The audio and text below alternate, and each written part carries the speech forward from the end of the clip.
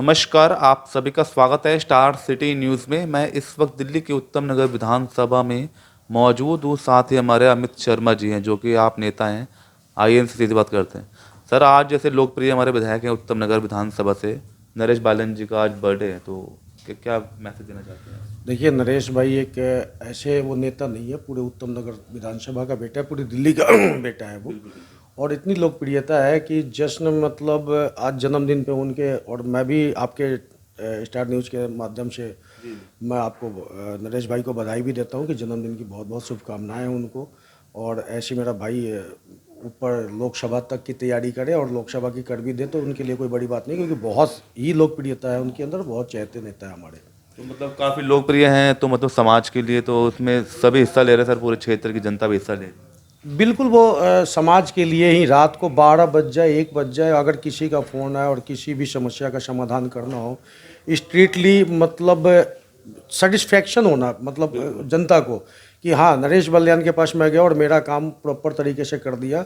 और इतनी उनमें खूबियाँ है, किसी भी अधिकारी से बात करनी हो, किसी से भी डिपार्टमेंट से बात करनी हो, किसी की समस्या का समाधान करना हो, रोड नाली सीवर की बात करनी हो, तो वो 24 घंटे। और हम जैसे लोगों पे भी उनकी बहुत आत्मविश्वास है कि हम कभी उनको फ़ोन करने की ज़रूरत ना पड़े तो जनता की आधा से ज़्यादा काम हम लोगों पे डाल रखे कि भाई आप लोग देख लेना।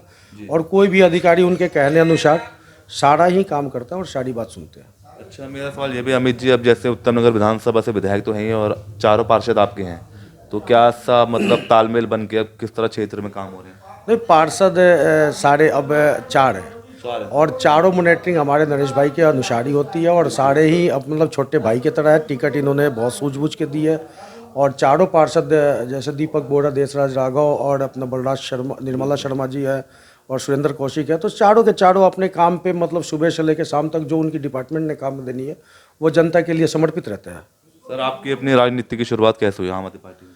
मेरी राजनीति की शुरुआत एक्चुअल भारतीय जनता पार्टी से हुई थी। और जब नरेश भाई हमारे एमसीडी में थे और निगम पार्षद बन के गए थे वो भारतीय जनता पार्टी में, फिर आम आदमी से टिकट आ गई, तो हमने जो स्ट्रगल करे बहुत ज़्यादा, लेकिन नरेश भाई के पास आने के बाद इतना हमें उन्होंने लाइट में ले आया। और आप लोगों के माध्यम से मिलने का मतलब जितना भी हमारा राजनीतिक कैरियर जो कहा जाता है वो एक नरेश भाई का देना। नरेश भाई और हमारे जैसे कई कार्यकर्ता हैं उत्तम नगर विधानसभा में कि उन्होंने फेस किया है कि भाई ये सारे कार्यकर्ता उनके, और हम अपने आप को एमएलए हिट करते हैं। अगर पर्सनल देखा जाए तो हम ही एमएलए हैं। हम ये मिलने से तो किस किस तरह की सेवा दे रहे हैं आप, जैसे लोगों के लिए आप जुड़े हैं, समाज सेवा कर रहे हैं सर, क्या क्या सेवा आप दे रहे हैं लोगों की? देखिए, अभी छठ पूजा बीती है छठ पूजा में जितने घाटों की रजिस्ट्रेशन हुई थी उतने घाटों का फंडिंग जो सरकार से आई थी। नहीं तो नरेश भाई ने अपना पर्सनल कई छाठ घाट पे काम करवाया, लाइटिंग का हो, डीजे का हो, घाट घुटवाने का हो, जेसीबी का हो, तो ये सारे काम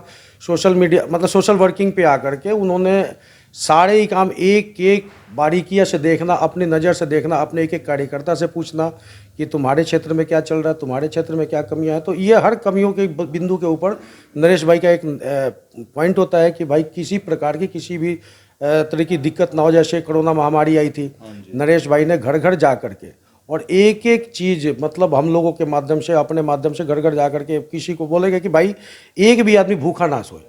ये उनकी नियति थी और वही हुआ कि हम 6 महीने कोरोना के 2 साल तक चले तो उसमें कोई भूखा नहीं सोया। वो नरेश भाई का देन था। जैसे राशन बंटवाना हो, किसी को मंथली पैकेज देना हो, मतलब वो चलती रहे रेगुलरली। और आज भी है, आज भी वो कोई गरीब आदमी या सहाय आ जाए जिनके घर में प्रॉब्लम हो तो वो बिल्कुल चढ़ बढ़ के हिस्सा लेते हैं और राशन पानी सब तरीके से दे देते हैं। सर, उत्तम नगर का जैसे बेसिक जो आज के हालात देखे जाते हैं, कहीं ना कहीं ट्रैफिक की व्यवस्था कहीं ना कहीं चरमराई हुई हो उत्तम नगर विधानसभा में, इसकी व्यवस्था को लेकर सर क्या कहना चाहते हैं? देखिए, नरेश भाई ने इसके लिए 3 बार सदन में आवाज़ उठा रखे हैं। आपने देखा भी होगा, मीडिया में आई भी थी कि नरेश भाई ने इस उत्तम नगर से लेकर के द्वारका मोड़ तक का जो ट्रैफिक का जो शेड्यूल बना हुआ है इसके ऊपर, लेकिन अब मास्टर प्लान के अधीन दोनों साइड रोड चौड़ी करनी है और ये काम बड़ा प्रोजेक्ट पे आ जाता है। ये सांसद के हैंड पे आ जाएगा और उत्तम नगर टर्मिनल को भी अगर सर्कल बना देगा बढ़िया सा तो वो सांसद हेड पे आएगी। अगर नरेश भाई का पर्सनल कुछ होता तो वो प्रॉपर कर अभी तक हो गया होता, वो पेंडिंग नहीं होता काम। सर, दिल्ली में आम आदमी पार्टी केजरीवाल सरकार पे भी कहीं ना कहीं जो एलिगेशंस लग रहे हैं, ईडी का जब छापा पड़ा सर, इस पे क्या लगता है, मुख्यमंत्री बने रहेंगे दिल्ली के केजरीवाल? देखिए, दिल्ली के लोगों ने मन बना लिया है कि दिल्ली में मुख्यमंत्री अरविंद केजरीवाल ही होंगे। चाहे भारतीय जनता पार्टी की सरकार उनके ऊपर कोई भी कितने भी हथकंडे अपना ले, किसी भी करप्शन में फंसा ले, किसी भी एलिगेंस लगा ले, और ये जो सफल कार्यकर्ता होता है, जो सफल कार्य से अपने मन में सामाजिक तौर पे लेके चले कि हम लोगों की सेवा कर सकते हैं, उन पे उंगलियां उठती है। और उंगलियां उठती है तो ठीक है, उठने दीजिए। कहने का मतलब कि भारतीय जनता पार्टी अगर एक उंगली अरविंद केजरीवाल पे उठाती है तो 4 उंगलियां भारतीय जनता पार्टी पे भी उठती है। ये तो स्वाभाविक बात है और विचारधारी की बात है, क्योंकि अभी नरेंद्र मोदी जी के अभी जितने जुमलेबाजी चल रहे थे वो सारे जनता के सामने आ गए। कोई स्मार्ट सिटी बताने की बात हुई थी, कई 15-15 लाख रुपए देने की बात हुई थी, कई प्रोजेक्ट पे इनको हर सांसदों ने एक गांव गोद ले लिया था कि इसको स्मार्ट सिटी बना दे। वो विकास ज़मीन पे दिखा नहीं। और अरविंद केजरीवाल जी का स्वास्थ्य, शिक्षा, बिजली, पानी, बस की सेवा, महिलाओं का रक्षा सुरक्षा, होमगार्ड की नौकरी, ये सारे अभी एलजी से परमिशन ली अरविंद केजरीवाल जी ने। आपने देखा होगा अखबार में आया हुआ था कि युवाओं के लिए 10,000 नौकरियां, अब कैपेबल है तो 10,000 नौकरियां युवाओं के लिए। बाकी हर प्रोजेक्ट पे अरविंद केजरीवाल जी, हर बिंदु पे जिस तरीके से अरविंद केजरीवाल जी को सरकार चलाने की नियति है और उन्होंने आया ही है। देखिए, अब बुजुर्गों का तीर्थ यात्रा कराना अपने माँ बाप का लोग नहीं करा पाते हैं। मैं कहता हूँ, गौरव भाटिया को भी कहता हूँ, भारतीय जनता पार्टी का एक कार्यकर्ता को भी कहता हूँ कि अपने माँ बाप को भी तीर्थ यात्रा नहीं कराया होगा, जबकि पूरे दिल्ली की जनता है, पूरे दिल्ली की माता पिता है, उनको तीर्थ यात्रा कराने का काम। तीर्थ यात्रा करवा रहा है मगर पेंशन नहीं मिल पा रही सर, इस पर क्या कहना चाहेंगे? पेंशन फाइल 2018 से एलजी के पास रुका हुआ है। आपको पता है दिल्ली में एलजी और सरकार की दोनों में तनी बनी नहीं कभी। तो एलजी के पास कई राशन कार्ड की भी फाइलें है, आप फिर उसमें राशन कार्ड बोलोगे तो एलजी में वो एलजी ने दोनों फाइल रोक के रखा है।